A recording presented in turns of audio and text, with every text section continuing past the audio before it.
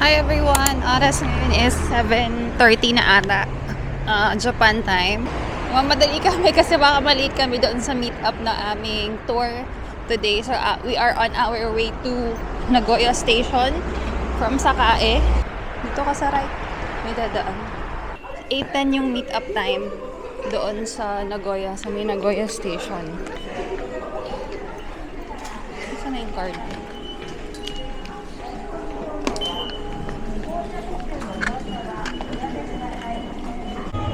Kasi medyo rush hour na ngayon eh. Marami kaming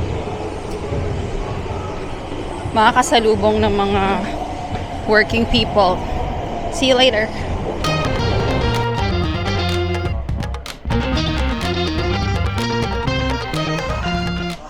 Walang. Huwag naman sana akong abutan ng oops sa milk tea.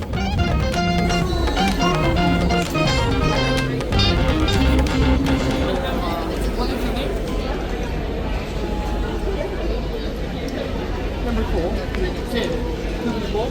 Okay, you can choose the seat. This is the front.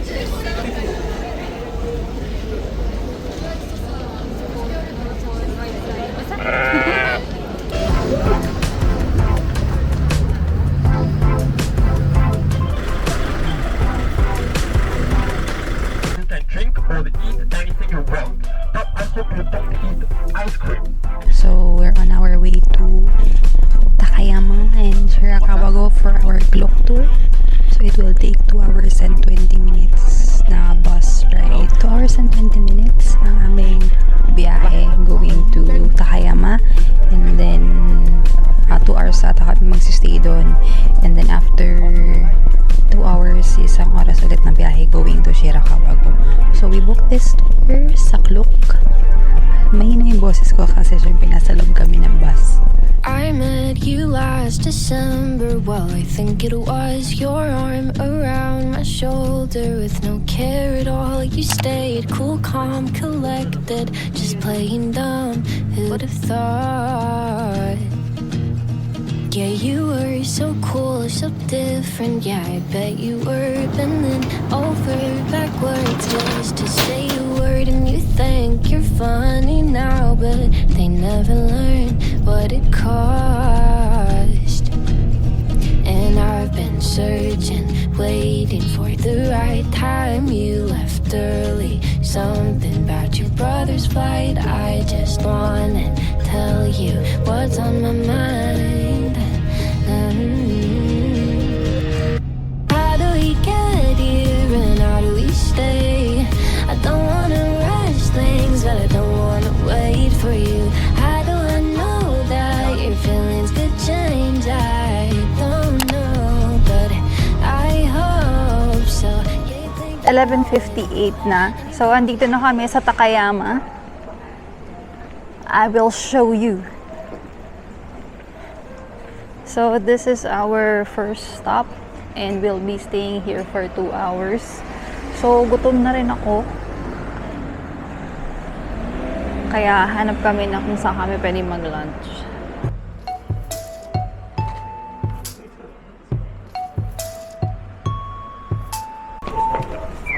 So, we're now here at Takayama Main Street. Current temperature is 9 degrees Celsius. Ang worry namin is pagpunta ng Shirakawago, baka super lamig. It felt like we were underdressed for this tour, pero okay naman. So far, tolerable naman yung lamig. Dito, hindi ko alam kung ganun din pagdating sa Shirakawago. But we'll see. So we'll try this Hida beef sushi. Coins.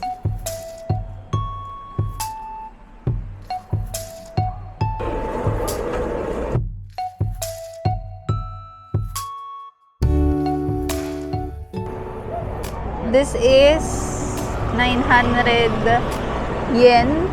Hida beef. Hindi ko alam kung ito yung baka mayroon pang ibang store, pero magta-try kami ng ibang store. So sa peso magkano to? 300 something, ganon. Ganda lang siya. Eto, nakakain to. So Taste test. Tadakimasu.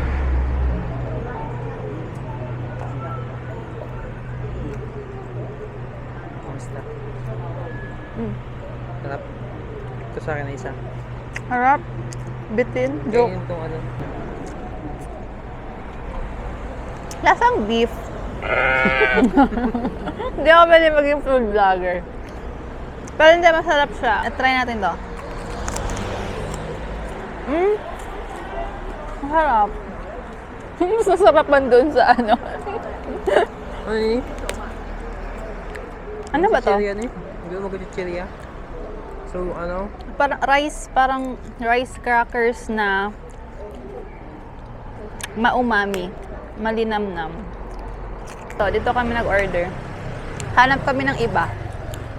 Okay, next. So, yung tour namin ay self-guided. So, we will be back to Dito ata yun. 12:50. Parang ang bilis. Anong oras na ba? Susumiwa. Can you recommend something? I'll recommend this. This one? Then, one order please. One cake. Flavor choice, please. Soy salt naman. Soy sauce. Soy sauce. What's up, you okay? Hi. Thank you. 900. Iba na natin kasi. 4.7. Meron din silang ito. Arigato. Another Hida beef na nakita namin dito sa Takayama. Mas maganda yung kulay niya, no? Or saka yung cut niya compare doon sa una. Pero mas maganda yung pagka-grill. Medyo reddish pa to. Akin na tong ano.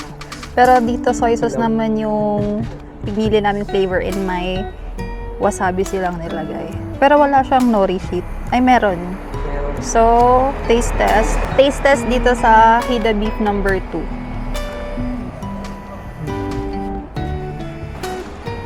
Parang lang lasa. Parehas lang ang lasa. Parehas lang yung lasa and texture. Pero parang mas masarap ng may wasabi. Ako lang to Pero mukhang mas mabubusog kami sa Rice Krispies yun sa Hida beef. Okay. Let's go to the next.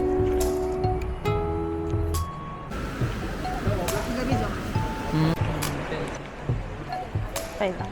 So we are currently here at morning market dito sa Takayama.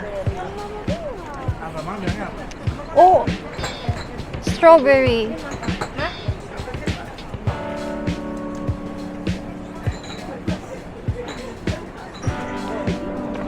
Saka yun, no, tinan mo yun. Mga cherry blossom pero hindi pa nagbo-bloom. Kasi parang mga ano pa lang siya. Patubo pa lang yung mga buds niya. Ay, wala pa. Ano ba to? Feeling ko nag-bloom na siya ng mga isang batch, tas nalagas na.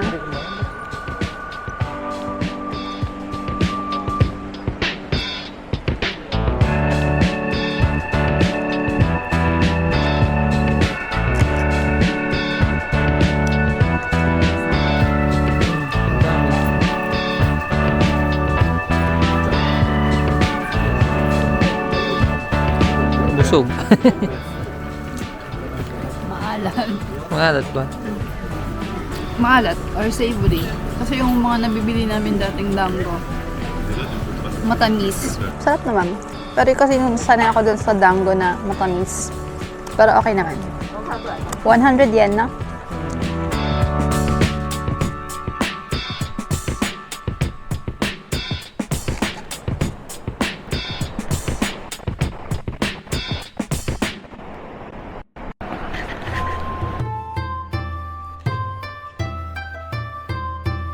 So, nandito kami ngayon sa mga neighborhood dito sa Takayama. Walang katao-tao. As in, neighborhood talaga siya. Kami lang yung tao dito. Ate ko. Pero ang cute dito sa Japan, no? Tingnan nyo. Yung mga sasakyan nila, maliliit. Tsaka kahit maliliit yung bahay, may mga parking spaces sila. Ganyan.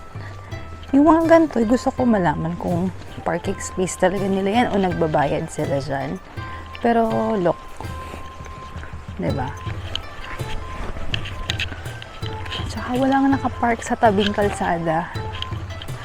Yung mga bahay dito sa Japan, maliliit. Tapos, maliliit din yung kalsada. Kaya maliliit din yung mga sasakyan nila. Parang yung mga minivan sa atin. Usually, mga Suzuki yung brand na meron sa Philippines. Ganun din naman dito.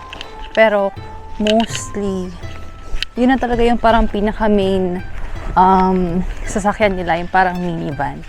Mainit yung araw, pero malamig naman yung hangin. Pero feeling ko pinagpapawisan ako. 11:39 na hindi pa kami nagla-lunch. Hanggang 12:50 lang kami dito eh. Dapat 12:50 nakabalik na kami ng bus. Ito din kasi yung nirecommend ng guide na daanan namin. Parang neighborhood dito sa Takayama. Ang tahimik. Pero yung mga sasakyan nila, mga mamahalin. Sana naririnig niyo ako, no? Kasi nakakaya naman yun.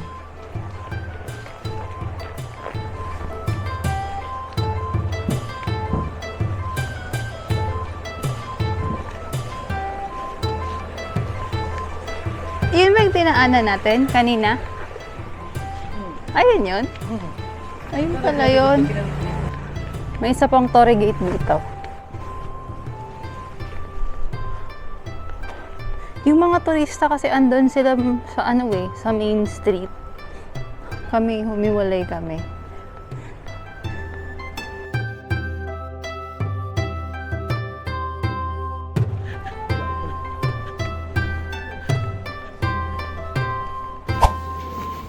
Update guys, di pa rin kami nagla-lunch. Left. Hindi yan, sa left.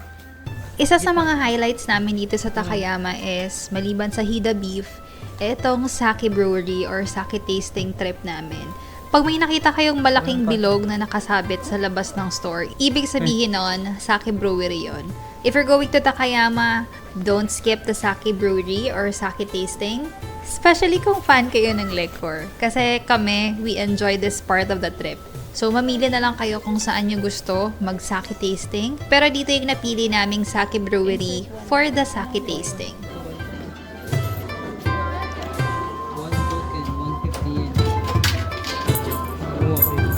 Anyway, Instead of 1,000 yen, that's 10 yen. so nakita namin tong sake tasting na store. So, kailangan mo munang bumili ng or mag-insert ng bill para mabigyan ka nitong parang tokens. Yun yung i-insert mo doon sa parang gachapon para makapag-taste test ka din ng sake. So, dito, Ano yung gusto mo? dito, Yun yung mga patterns. ito na din yung parang souvenir. Kahit ano, kasi siya naman ang random.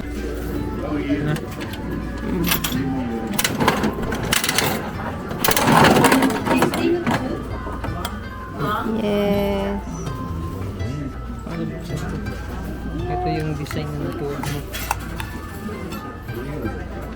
Ito siya. Ay, hindi. Oo. So, sabi ng tour guide namin, kung hindi ka masyadong palainom, ito yung nire-recommend niya. Ito. Sige. Tapos mag-insert ka ng coin na kinuha mo doon. And then, baka mainit ang red. Bango. Yuzu yan. Ang sarap. Hindi hindi Para siyang juice lang. Tikim tayo ng ibang sake.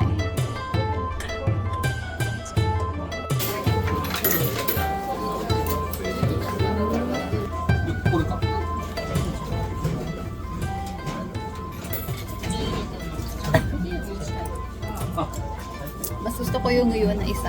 Magkano to? Ay, magkano to? Alin to? 42. Hindi. Dry. Eto. Meron siyang 16% alcohol. Ang mamahal kasi po. Ito medyo mahal. So, try natin tong 16% na alcohol. Inasan mo. Ay, no. Yan pala.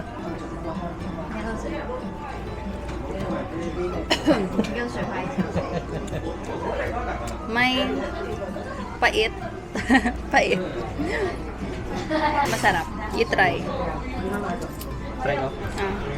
Masarap. Feeling ko magugustuhan mo. 19%. Meron tong 19% alcohol content. Isa, try natin. Ito.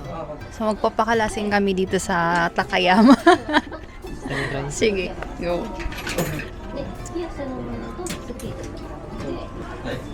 Ito yung 19% alcohol content.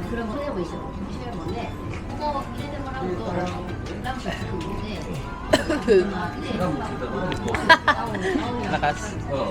Ito masarap. Mas masarap to. Hugasan nyo dito. Pool daw, pool. Ay. Hugasan nyo ng water. Para hindi maghalo-halo yung lasa ng alak. And for our last shot. Ano kung kulit? Uy, may kulay siya.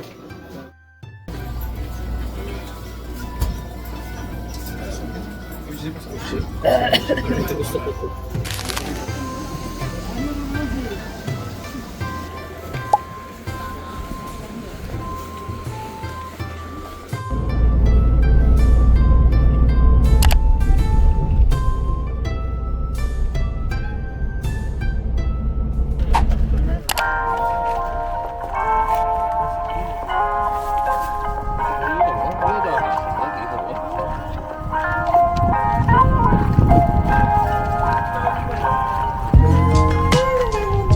We finally made it to Shirakawago. This is a UNESCO World Heritage Site famous for its steep, thatched roof farmhouses built hundreds of years ago. This is our first time in Shirakawago. Honestly, we were expecting some snow before our trip, but checking the weather and temperature from time to time, we already managed our expectations. Still, no matter what season you visit, the second you cross the footbridge into this village, parang dalahin ka sa ibang panahon ba? Charot.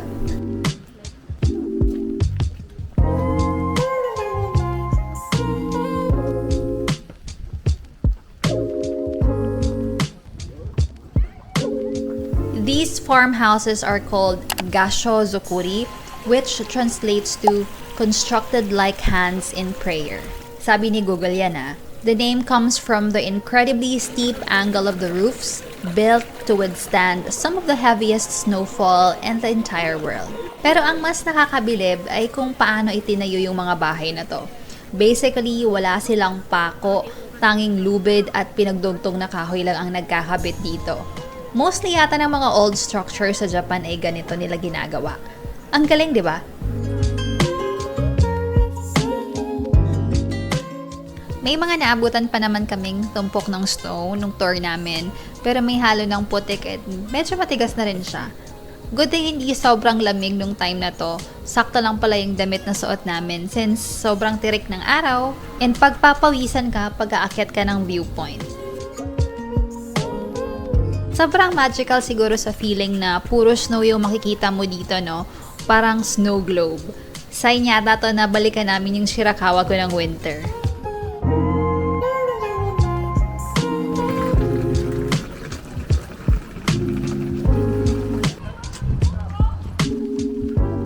Ibang vibe yung binibigay ng Shirakawago, tahimik, very province, malayo sa nakasanayan na modern city na usual na pinupuntahan ng mga turista. Sobrang linis din na kahit kanal aesthetic pa rin.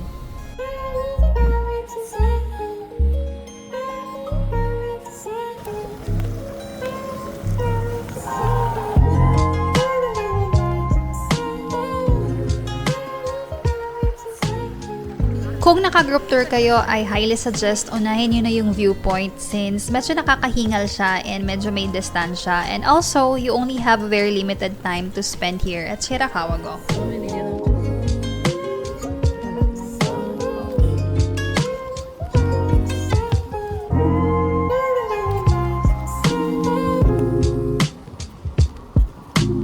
2:30 na. And we have 2 hours here in Shirakawago. Grabe ang init.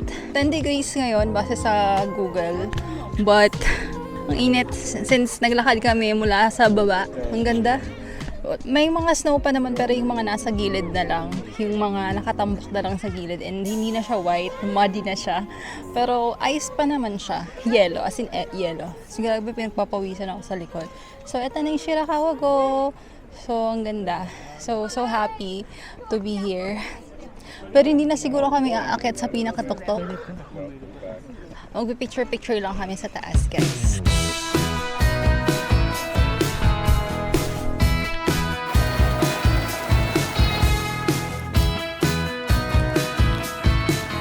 So, dito to sa may taas na part ng Shirakawa. May mga snow pa naman.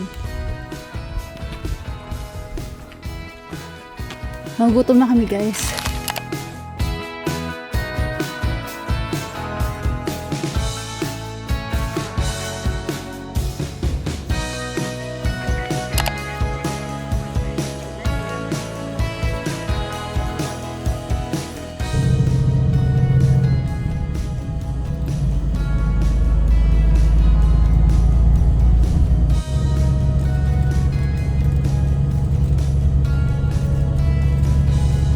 Hi guys, so hindi lang naka-video, nakatulog ako sa bus.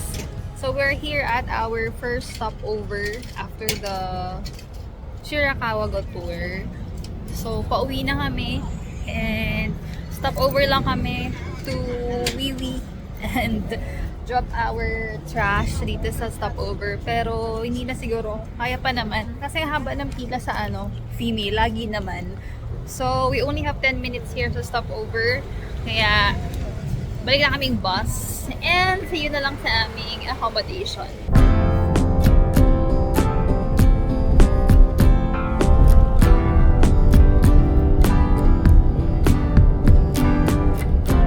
It's now 6:35 p.m. Kabalik na kaming Nagoya from our Takayama and Shirakawa tour. Balik muna kaming hotel kasi magcha-charge ng mga phone, ganyan. Tsaka papahinga din. What's up guys? 7:45 na dito sa Nagoya, Japan. And kakalabas lang ulit namin from our hotel kasi nagugutom na kami. So di ba nga, paglabas nga ng hotel namin, konting lakad lang, going to the left. Andito na yung Mirai Tower. Wala pa kaming maayos na kain ngayon. Puro lang parang snacking style.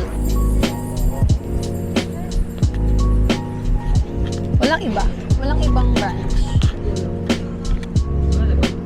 Unfortunately, maliit lang yung branch ng Yoshinoya nila dito. And then, meron pang nagda-dine in na una sa amin, family, ang dami nila. So, di kami willing maghintay. Hindi kami kasing tiyagaan ng mga Japanese na willing maghintay ng 20 minutes para sa pagkain. Or waiting time para sa pagkain. Yun yung something na believe din ako sa mga Japanese eh. Diba? Parang willing sila maghintay ng 20 minutes sa waiting. Decide kami, punta kami ng Misokatsu Yabaton. Yun yung sikat na katsudon restaurant dito sa Nagoya. So, doon na lang kami kakain. Sana hindi din mahaba yung pila. Kasi nagugutom na talaga ako. Ang ganda dito. Every night, ito madadaanan mo. Yung Mirai Tower.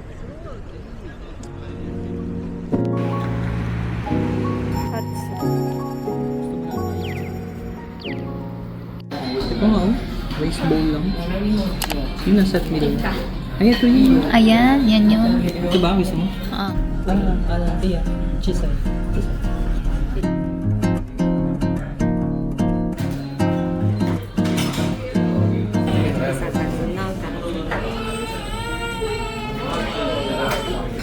Ito. Dito sa Yabaton guys, puro mga bagets yung kumakain. Ang sarap.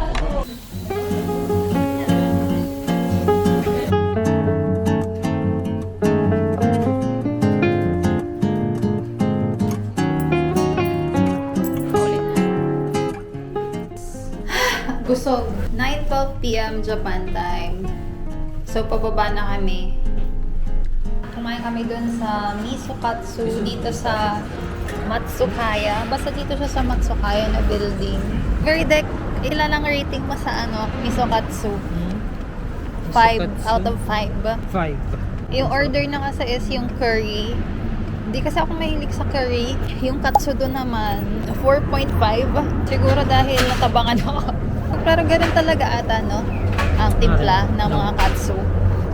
Kasi parang babawi sila sa sauce. Pero in fairness doon sa meat, malambot.